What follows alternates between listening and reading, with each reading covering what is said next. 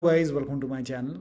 Today in this video I'm going to show you how to install Firefox on your Mac computer. Now for this you can go to Google search and type in download Firefox for Mac, and then go to Firefox website, and then here you can see download Mozilla Firefox for Mac.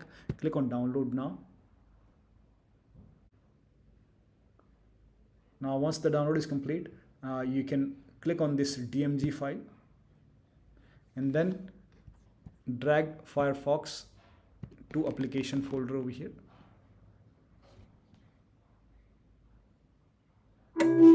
Now once done, open this application folder and find Firefox in the list. So here you can see Firefox. Make a double click on Firefox over here.